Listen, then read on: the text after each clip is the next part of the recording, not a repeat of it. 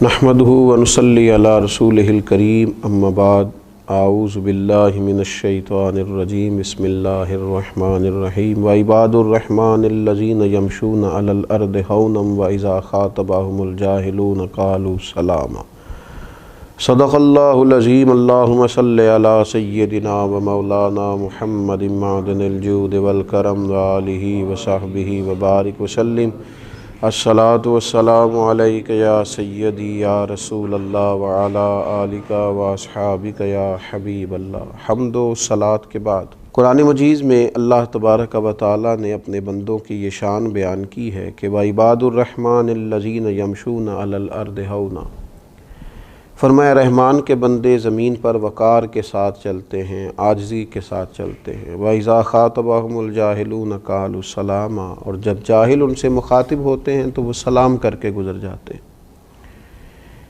انسان کو اگر عاجزی، عجز، انکساری نصیب ہو جائے تو یہ اللہ تبارک و تعالیٰ کی بہت بڑی نعمت ہے، اور یہ روحانی ترقی کے لیے ایک بڑی مفید چیز ہے۔ جو لوگ عاجزی کی دولت نہیں رکھتے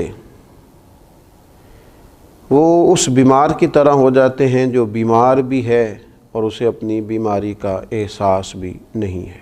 آہستہ آہستہ اپنی نیکیوں پر فخر کر کر کے، اپنی نیکیوں کو بڑا جان جان کے وہ معاذ اللہ اپنی بہت ساری خیر کی چیزوں کو بھی ضائع کر بیٹھتے ہیں۔ مزاج کی عاجزی، تھوڑا سا اپنے آپ کو زمین پہ رکھنا، یہ انسان کو روحانی طور پر مضبوط کرتا ہے۔ خود بخود ہی اپنی کوئی فضیلت طے کر لینا کہ میں چونکہ بڑا ہوں، میں چونکہ دانا ہوں، پھر میں استاذ ہوں، پھر میں چونکہ حافظ ہوں، میں چونکہ قاری ہوں، میں چونکہ دینی وزاداری رکھتا ہوں، میں چونکہ سخاوت کا مزاج رکھتا ہوں، میں چونکہ فلاں فلاں فلاں خیر کے کاموں کے بہت سارے میں اپنے لیے نسبتیں رکھتا ہوں، تو یہ چیزیں آہستہ آہستہ کر کے انسان کو عاجزی سے نکالتی ہیں۔ لازمی نتیجہ یہ نکلتا ہے کہ انسان کہیں نہ کہیں کسی نہ کسی مقام پر کسی تکبر کا شکار ہو جاتا ہے، اور تکبر، خود پسندی، یہ تو روحانی طور پر اس قدر زیادہ انسان کو کمزور کرتی ہے کہ آہستہ آہستہ صوفیاء فرماتے ہیں وہ عبادت کی لذت سے بھی چلا جاتا ہے۔ بہت سارے لوگ ایسے تھے دنیا میں، صرف عاجزی نہیں تھی ان کے پاس، نعمتیں بھی تھیں، فضیلتیں بھی تھیں، عظمتیں بھی تھیں، عقل مندیاں بھی، صرف عاجزی نہیں تھی، تو روحانی طور پر کچھ حاصل نہیں کر سکے، کچھ نہیں پا سکے۔ جب تک مقام عاجزی والا نصیب نہیں ہوتا، انسان کسی اور کو بھی تھوڑا سا افضل نہیں سمجھتا، اللہ کے بندوں کی عظمتوں کا قائل نہیں ہوتا۔ ہم دیکھتے ہیں بڑے لوگ جب بات کرتے ہیں تو محسوس ہوتا ہے کہ شاید بھئی ان سے زیادہ دانا ہی کوئی نہیں، سمجھدار ہی کوئی نہیں۔ اوہو کیا بات ہے، ان کے بات کرنے سے تو محسوس ہوتا ہے ان کے آگے پیچھے دائیں بائیں کبھی کوئی شخص انہیں ایسا ملا ہی نہیں جو ان سے عمدہ تو کیا ان کے برابر بھی ہو سکے۔ یہ بہت بڑی روحانی کمزوری ہے کہ انسان کے اندر عاجزی نہ ہو۔ عاجزی کا نہ ہونا روحانی مرض ہے۔ اپنے آپ کو اللہ کے بندوں کے مقابلے میں، اپنے بزرگوں کے مقابلے میں، نیک لوگوں کے مقابلے میں، سخیوں کے مقابلے میں تھوڑا سا غور کیا جائے کہ کبھی کبھی اپنی خامیاں بھی دیکھی جائیں۔ حضرت مجدد الفسانی رحمۃ اللہ علیہ فرماتے ہیں بڑا خوش نصیب آدمی ہے جسے اپنی کمزوریاں نظر آتی، جسے اپنی غلطیاں دکھائی دیتی ہیں، خوش بخت ہے۔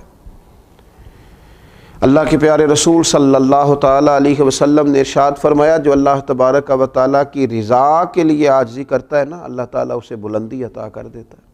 اللہ تبارک و تعالیٰ اسے عروج دیتا ہے جو رب کی رضا کے لیے جھک جائے۔ جو جھک جائے اسے ہی تو اللہ تعالیٰ عزتیں عطا کرتا ہے۔ اب دیکھیے نبی اکرم صلی اللہ علیہ وسلم کی خدمت عالی مرتبت میں ایک شخص آیا تو صحابہ کرام چونکہ حضور کا بہت احترام کرتے تھے، وہ تو یوں بیٹھتے تھے کہ جیسے ان کے سروں پر پرندے بیٹھے ہیں، وہ تو سانس بھی احتیاط سے لیتے تھے۔ تو وہ شخص ملنے آیا، غریب آدمی تھا، تو نبی پاک صلی اللہ تعالیٰ علیہ وسلم کی بارگاہ میں صحابہ کا اس نے ایک تو ادب دیکھا، اور دوسری بات یہ تھی کہ عرب کے سردار چونکہ مزاجوں کے بڑے سخت ہوتے تھے اور ان کے لہجوں کے اندر بڑی تلخی ہوتی تھی، اس نے وہ ساری چیزیں دیکھیں تو وہ حضور علیہ السلام کی بارگاہ میں کھڑا ہے تو کانپنے لگا۔ نبی کریم علیہ السلام نے تسلی دی، فرمایا کیوں کانپتے ہو؟ عرض کی یا رسول اللہ صلی اللہ تعالی علیہ وسلم میں مدینے کی حکومت کے سربراہ کے پاس آیا، ڈر لگتا ہے کوئی ایسی بات نہ ہو جائے کہ آپ ناراض ہو جائیں۔ حضرت انس بن مالک فرماتے ہیں حضور علیہ السلام نے پھر جو اس سے کہا اور جو وہ بات رخ اختیار کر گئی وہ دور نکل گئی۔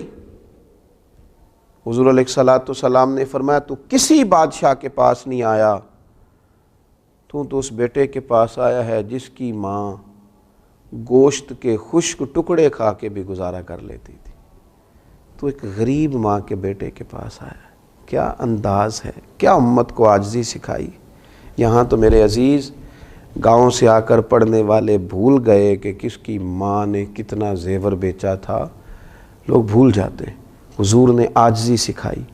ٹھیک ہے اللہ تبارک و تعالیٰ نے کسی کو آفیسر بنایا ہے، کسی کو اس کے ماتحت بنایا ہے، کسی کو مالدار بنایا ہے، کسی کو اس کا سوالی بنایا ہے، کسی کو عالم بنایا ہے، کسی کو اس کا شاگرد بنایا ہے۔ کچھ شیوخ ہیں، کچھ سالکین طریقت ہیں، لیکن یہ کوئی کسی مقام پر یہ بات نہ سمجھ لے کہ جناب فلاں آدمی مجھ سے حقیر ہے، یہ کمتر ہے، یہ تباہ کر دے گا بندے کو روحانی طور۔ خدا کے بندوں کو کمتر سمجھنا، لَقَدْ خَلَقْنَا الْإِنسَانَ فِي أَحْسَنِ تَقْوِيمٍ، ان لوگوں کو حقیر جاننا، کچھ فرق نہیں پڑتا مرتبے میں۔ مرتبہ انہی لوگوں کا بڑا ہوتا ہے جن کا دل بڑا ہوتا ہے، بڑے وہ ہوتے ہیں جن کا مزاج بڑا ہوتا ہے، ظرف اور حوصلہ بڑا ہوتا ہے۔ حضرت عمر بن عبدالعزیز رحمۃ اللہ علیہ بادشاہ تھے وقت کے، تو آپ کو ایک غلام اور خادم دیا گیا تھا جو رات کو آپ کی خدمت میں حاضر ہوتا تھا اور ساری رات آپ کی خدمت میں رہتا تھا۔ تو حضرت عمر بن عبدالعزیز رحمۃ اللہ علیہ کے پاس وہ بیٹھا ہوا تھا، رات کو کوئی کام سرکاری چل رہا تھا، تو وہ خادم آپ کا سو گیا۔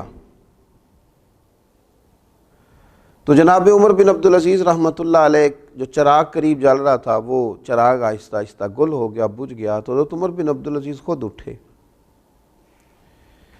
خادم کو نہیں جگایا، اٹھ کے جا کے وہ چراغ ٹھیک کیا، واپس آئے تو ایک شخص پاس بیٹھا تھا، کہنے لگا حضور اس کو جگائیے، یہ غلام کس لیے؟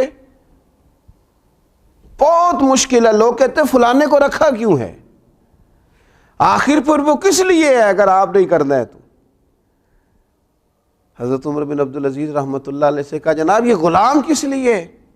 کیا اللہ نے اپنے بندوں کو شان دی ہے، اللہ کے بندوں کی باتیں اللہ کے لشکروں میں سے لشکر ہے۔ حضرت عمر بن عبدالعزیز فرمانے لگے او بھائی کیا ہو گیا تمہیں؟ میں جب اٹھ کے گیا تھا پھر بھی عمر بن عبدالعزیز ہی تھا، اور جب چراغ ٹھیک کر کے لوٹ آیا ہوں تو پھر بھی عمر بن عبدالعزیز ہی ہوں، میری شان میں کوئی فرق نہیں پڑا۔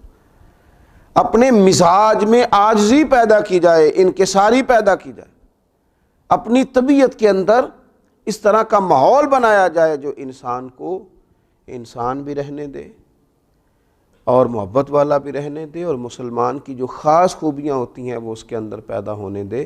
اللہ تبارک و تعالی ہمیں اس کی سمجھ عطا فرمائے۔ وما علینا الا البلاغ۔